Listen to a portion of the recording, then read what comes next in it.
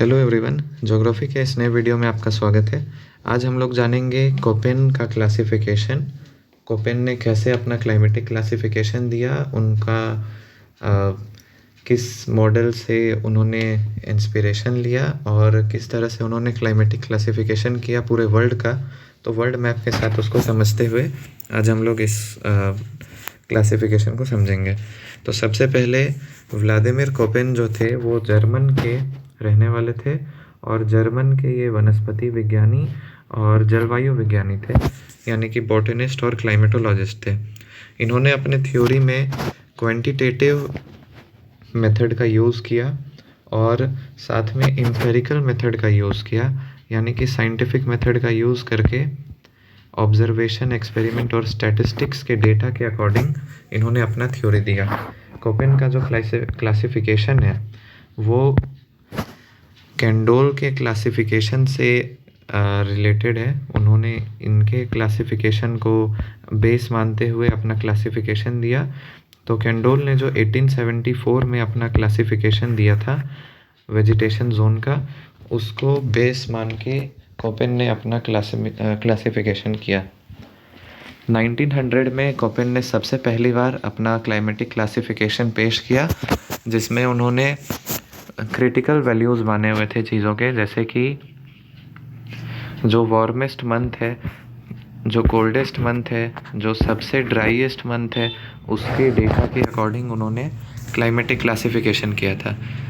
फिर 1918 और 1931 और 1936 में भी इन्होंने दोबारा अपने जो क्लाइमेटिक मैप है उसको वापस से रिवाइज़ किया। 1918 में जो किया था रिवाइज़, उसमें इन्होंने बताया था कि अब पहले क्रिटिकल वैल्यू मानते थे, अब ये बोले थे कि औसत वार्षिक तापमान, यानी कि एवरेज, अब एवरेज रेनफॉल और एवरेज टेम्परेचर पे इन्होंने बताया कि अब उस पर हम लोग क्लासिफाई करेंगे और उस पर क्लासिफाई करके बताया। और अलग अलग जगह में जो ऋतु में परिवर्तन होता है, सीजनल डिस्ट्रीब्यूशन जो है, उसके हिसाब से 1918 में इन्होंने पेश किया। और उसी तरह 1931 और 1936 में भी इन्होंने अपने क्लाइमेटिक मैप में दोबारा संशोधन किया।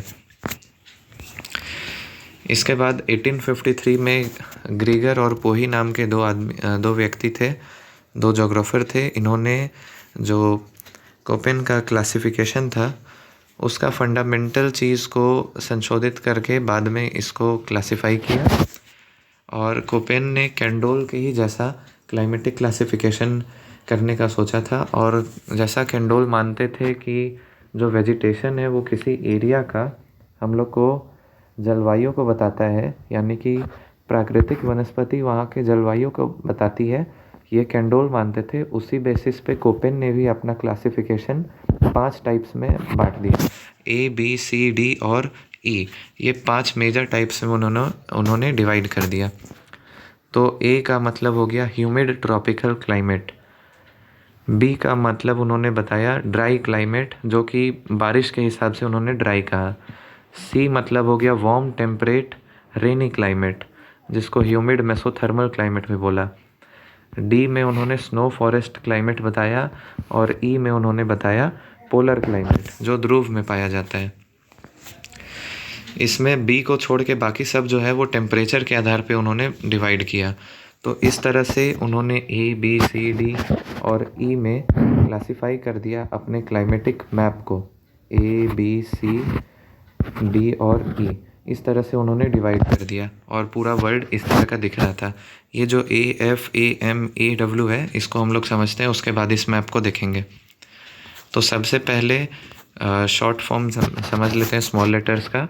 F मतलब हो गया हर टाइम बारिश होते रहेगा, यानी कि फुल बारिश, ये शॉर्टकट है याद करने का, शॉर्ट फॉर्म। S मतलब हो गया समर ड्राई रहेगा और विंटर में बारिश होगा। M मतलब मॉनसून टाइप का होगा और W मतलब होगा विंटर ड्राई होगा और समर में बारिश होगा। ठीक है, अब हम लोग समझते हैं इनका मेजर क्लासिफिकेशन जो इन्होंने A, F, A, M, A, W इस तरह से डिवाइड किया था। तो A हो गया हमारा humid tropical climate.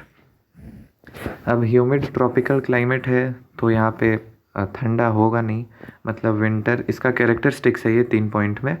Know winter, उसके बाद जो टेम्परेचर रहेगा वो मीन टेम्परेचर भी 18 डिग्री सेल्सियस से ज़्यादा रहेगा और सालों भर टेम्परेचर ह्यूमिडिटी काफ़ी ज़्यादा रहेगा और टेम्परेचर भी ज़्यादा रहेगा। ठीक है, इसके बाद है AF, इसका फर्दर सब डिवीज़न इन्होंने किया था। तो AF का मतलब हो गया ट्रॉपिकल रीजन में जहाँ हमेशा बारिश होते रहता है, जहाँ का ड्राइएस्ट मंथ भी 6 सेंटीमीटर रेनफॉल पाता है, उसको इन्होंने AF में रखा। फिर AM मतलब मॉनसून टाइप का रीजन जो ट्रॉपिकल में है, जहाँ पे शॉर्ट ड्राई सीजन होता है, बहुत कम टाइम रहता है जब बारिश नहीं होता है, हर टाइम बारिश होते रहता है।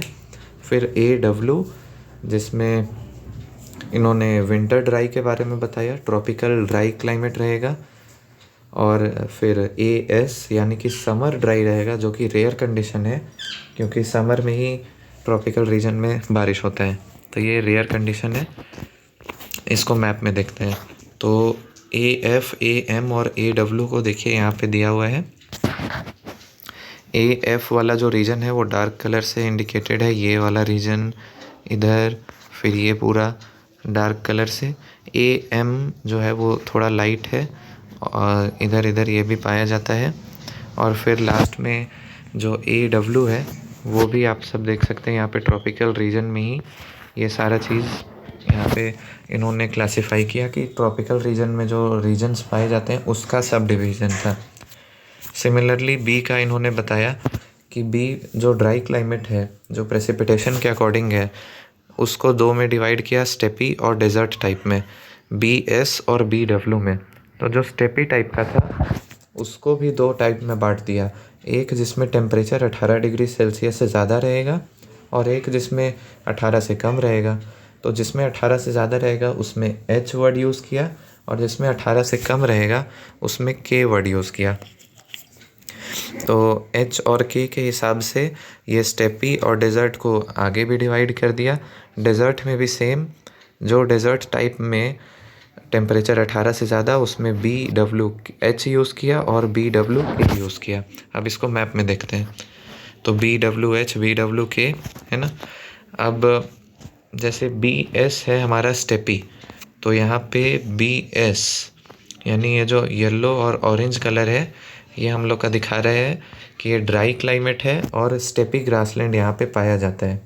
जबकि जो BWH है और BWK है वो बता रहा है कि ये ड्राई भी है और साथ में ये डेजर्ट टाइप भी है। तो देखिए जहाँ जहाँ पे डेजर्ट पाया जाता है वहाँ पे इस तरह का रेड मार्क किया हुआ है। तो ये जितना रेड है वहाँ पे दुनिया के सबसे ज़्यादा डेजर्ट पाए जाते हैं, मेजरली सारे डेजर्ट यहीं पे हैं। उसके बाद सी टाइप यानी कि warm temperate rainy type of climate, यानी कि टेम्परेट रीजन में है और जहाँ पे बारिश भी होता है। इसका कैरेक्टरिस्टिक्स है कि यहाँ पे ठंडे में भी 13 डिग्री सेल्सियस से मतलब -3 से कम यहाँ पे टेम्परेचर नहीं जाता है, मतलब वहाँ तक चल जाता है सी में। उसके बाद इसका सब डिवीज़न था CF, यानी कि F मतलब हो गया बारिश होगा हर टाइम, CS का मतलब हो गया कि मेडिटेरेनियन रीजन में जैसे ठंडे में बारिश होता है उस तरह का सीज़न होगा। W का मतलब हो गया विंटर ड्राई रहेगा, यानी कि चाइना टाइप ऑफ क्लाइमेट इसको बोलते हैं। और ये CSF का मतलब हो गया कि दोनों का मिक्सचर, समर ड्राई भी है और साथ में F के कारण विंटर में बहुत ज़्यादा बारिश भी हो रहा है। यह हो गया। उसके बाद आता है D में था कि D जो हमारा पोलर नहीं, स्नो फॉरेस्ट क्लाइमेट जो था D वाला, उसको भी इन्होंने फर्दर डिवाइड कर दिया D में। और जैसे D में था DF, DS और DW, तो F में था वेट ऑल सीज़न, S में था समर ड्राई और W में था विंटर ड्राई, है ना। तो F के कारण हुआ यहाँ पे सारे सीज़न में बारिश रहेगा और S के कारण समर ड्राई और W के कारण विंटर ड्राई। इसको फर्दर भी डिवाइड कर दिया कि जो स्नो फॉरेस्ट रीजन में भी जो जहाँ पे हमेशा बारिश हो रहा है वहाँ पे टेम्परेचर के हिसाब से इन्होंने डिवाइड कर दिया कि यहाँ पे समर में टेम्परेचर जो है वो 22 डिग्री सेल्सियस से ज़्यादा रहेगा, DFB में इन्होंने बताया कि कोल्ड ठंडे में तो कोल्ड ज़्यादा रहेगा और समर में जो टेम्परेचर है वो 22 डिग्री सेल्सियस से कम रहेगा। सी में इन्होंने बताया कि शॉर्ट समर रहेगा। उसी तरह से इन्होंने विंटर ड्राई वाला कंडीशन जो था DW में, उसको भी फर्दर डिवाइड करते हुए बताया कि ये भी DWA, DWC और DWD में डिवाइड होगा, जिसका कैरेक्टरिस्टिक्स ये सब सेम रहेगा। बस स्पेशल क्या है, वहाँ पे विंटर ड्राई रहेगा। और DWD का मतलब हो गया, एक तो विंटर ड्राई है, ऊपर से सबसे ठंडा सीज़न भी है। इसके बाद है ई का मतलब हो गया सबसे ठंडा जगह पोलर रीजन में, तो अंटार्कटिका और आर्कटिक और अंटार्कटिक वाले रीजन में। यहाँ इसका फर्दर डिवीज़न किया ET और ES में। ET का मतलब हो गया टुंड्रा और ES का मतलब हो गया परमानेंट स्नो वाला रीजन। तो ET का जो रीजन है उसमें टेम्परेचर गर्मी में 0 डिग्री सेल्सियस से ज़्यादा रहेगा। अब चूँकि ये पोलर रीजन है तो यहाँ पे 0 से ही कंपैरिजन होगा, और जो सबसे कम टेम्परेचर भी रहेगा वो 10 डिग्री सेल्सियस से कम रहेगा, पर 0 से ज़्यादा रहेगा हमेशा। और परमानेंट स्नो वाले रीजन में तो हमेशा 0 से कम रहेगा। तो ET और ES, इसको देखिए आप लोग। ET वाला रीजन यहाँ पूरा नीचे है इस जगह में अंटार्कटिक में, और ऊपर आर्कटिक में पूरा ET और ES दोनों मिक्स है। उसके बाद हमारा जो ये D वाला था स्नो फॉरेस्ट रीजन, वो पूरा इस वाले रीजन में हम लोग को देखने को मिलता है। तो यही था आज का वीडियो, जिसमें हम लोगों ने कोपेन के क्लासिफिकेशन को बहुत शॉर्ट में समझा। इसको और एक्सप्लेन करके आप लोग लिख सकते हैं। Thank you.